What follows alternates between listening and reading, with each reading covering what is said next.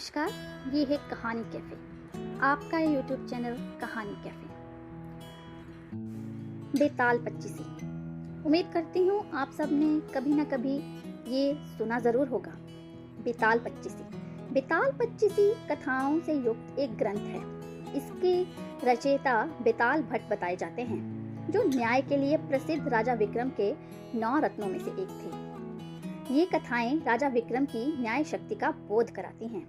बेताल प्रतिदिन एक कहानी सुनाता है और अंत में राजा से ऐसा प्रश्न कर देता है कि राजा को उसका उत्तर देना ही पड़ता है। उसने शर्त लगा रखी है कि अगर राजा बोलेगा तो वह उससे रूठकर फिर से पेड़ पर जा लगेगा। लेकिन ये जानते हुए भी सवाल सामने आने पर राजा से चुप नहीं रहा जाता। इसी श्रेणी में आज मैं आपको प्रारंभ की कहानी, जो बेताल पच्चीसी से है, वो सुनाने जा रही हूँ। बहुत पुरानी बात है। धारा नगरी में गंधर्व सेन नामक का एक राजा राज करता था। उसकी 4 रानियां थीं। उनके 6 लड़के थे, जो सबके सब बहुत ही चतुर और बलवान थे। संयोग से एक दिन राजा की मृत्यु हो गई और उनकी जगह उनका बड़ा बेटा शंख गद्दी पर बैठा। उसने कुछ दिन राज किया, लेकिन छोटे भाई विक्रम ने उसे मार डाला और स्वयं राजा बन बैठा। उसका राज्य दिनों दिन बढ़ता गया और वह सारे जम्बू द्वीप का राजा बन बैठा।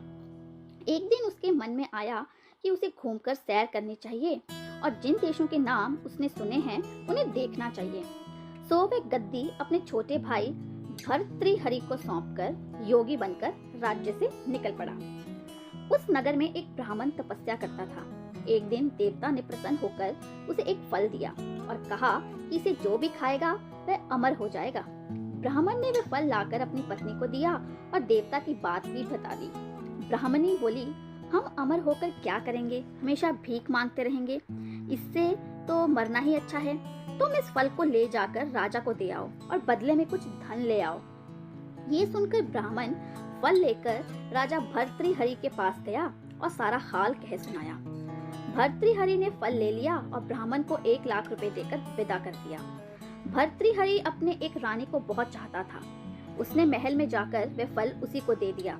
रानी की मित्रता शहर कोतवाल से थी। उसने वह फल कोतवाल को दे दिया। कोतवाल एक वैश्य के पास जाया करता था। वह उस फल को उस वैश्य को दे आया। वैश्य ने सोचा कि ये फल तो राजा को खाना चाहिए।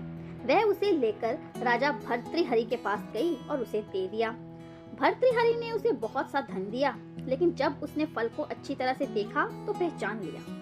उसे बड़ी चोट लगी, पर उसने किसी से कुछ कहा नहीं। उसने महल में जाकर रानी से पूछा कि तुमने उस फल का क्या किया। रानी ने कहा, मैंने उसे खा लिया। राजा ने वह फल निकाल कर दिखा दिया। रानी घबरा गई और उसने सारी बात सच सच कह दी। भर्तृहरि ने पता लगाया तो उसे पूरी बात ठीक ठीक मालूम हो गई। वह बहुत दुखी हुआ। उसने सोचा, ये दुनिया माया जाल है, इसमें अपना कोई नहीं। वह फल लेकर बाहर आया और उसे धुलवाकर स्वयं खा लिया। फिर राजपाट छोड़ योगी का भेष बना जंगल में तपस्या करने चला गया।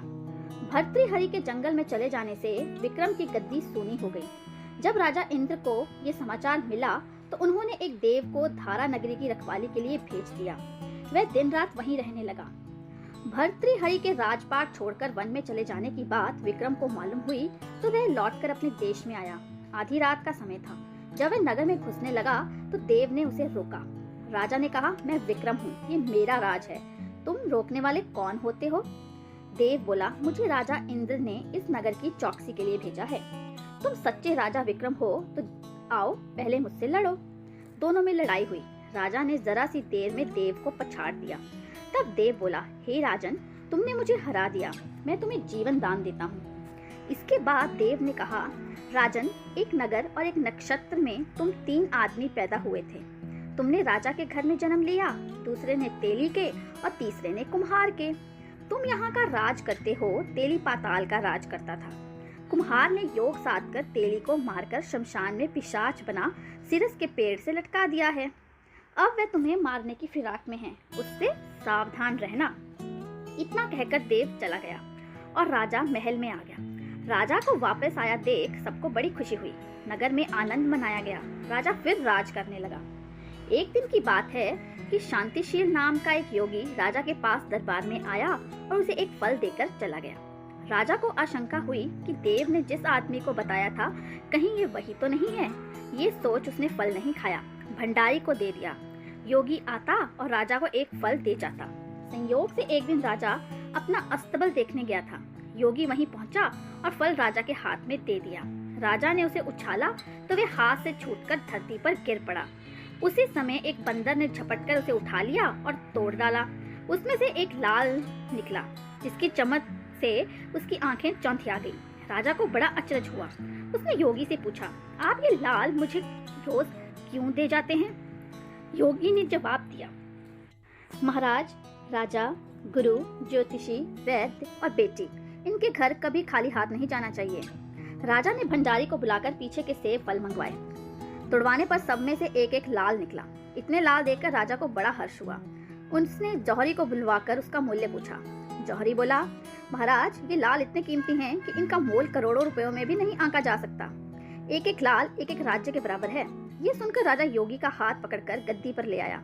बोला, योगीराज, आप सुनी हुई बुरी बातें दूसरों के सामने नहीं कही जाती। राजा उसे अकेले में ले गया। वहां जाकर योगी ने कहा, महाराज, बात यह है कि गोदावरी नदी के किनारे मसान में से एक मंत्र सिद्ध कर रहा हूँ। उसे सिद्ध हो जाने पर मेरा मनोरथ पूरा हो जाएगा।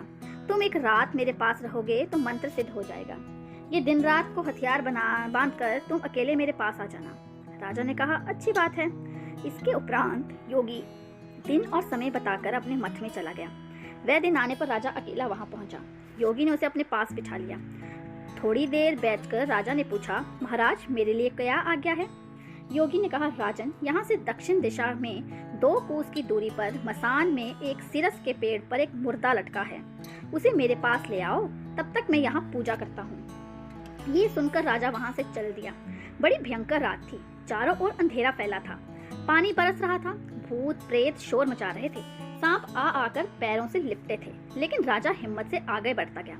जब वे मसान में पहुंचा तो देखता क्या है कि शेर दहाड़ रहे थे, हाथी चिंघाड़ रहे हैं, भूत प्रेत आदमियों को मार रहे हैं। राजा बेधड़क चलता गया और सिरस के पेड़ के पास पहुंच गया। पेड़ जड़ से फुनगी तक आग से दहक रहा था। राजा ने सोचा, हो न हो वह यही योगी है जिसकी बात देव ने बताई थी। पेड़ पर रस्सी से बंधा मुर्दा लटक रहा था। राजा पेड़ पर चढ़ गया और तलवार से रस्सी काट दी। मुर्दा नीचे गिर पड़ा और दहाड़ मार मार कर रोने लगा। राजा ने नीचे आकर पूछा, तू कौन है? राजा का इतना कहना था कि वह मुर्दा खिलखिलाकर हंस पड़ा। राजा को बड़ा अचरज हुआ। तभी वह मुर्दा फिर पेड़ पर जा लटका। राजा फिर चढ़कर ऊपर गया और रस्सी काटी, मुर्दे का बगल में दबाया, नीचे आया, बोला, बता तू कौन है? मुर्दा चुप रहा। तब राजा ने उसे एक चादर में बांधा और योगी के पास ले चला। रास्ते में वह मुर्दा बोला, मैं बेताल हूँ, तू कौन है और मुझे कहाँ ले जाने के लिए कहा गया है? राजा ने कहा, मेरा नाम विक्रम है, मैं धारा नगरी का राजा हूँ, मैं तुझे योगी के पास ले जा रहा हूँ। बेताल बोला, मैं एक शर्त पर चलूंगा, अगर तू रास्ते में बोलेगा तो मैं लौटकर पेड़ पर जा लटकूंगा। राजा ने उसकी बात मान ली। फिर बेताल बोला, पंडित, चतुर और ज्ञानी, इनके दिन अच्छी अच्छी बातें में बीतते हैं, जबकि मूर्खों के दिन कलह और नींद में। अच्छा होगा कि हमारी राह भली बातों की चर्चा में बीत जाए। मैं तुझे एक कहानी सुनाता हूँ, ले सुन। तो कैसी लगी आपको आज की कहानी? उम्मीद करती हूँ अच्छी लगी होगी। बेताल पच्चीसी के आगे के भाग आपको आगे की कुछ वीडियो में ज़रूर सुनने को मिलेंगे। तब तक के लिए आप कहानी कैफ़े यूट्यूब चैनल को सब्सक्राइब करिए और इस वीडियो को लाइक और शेयर भी करिएगा। तो मिलते हैं अगली वीडियो में अगली बेताल पच्चीसी की एक नई कहानी के साथ। तब तक के लिए धन्यवाद।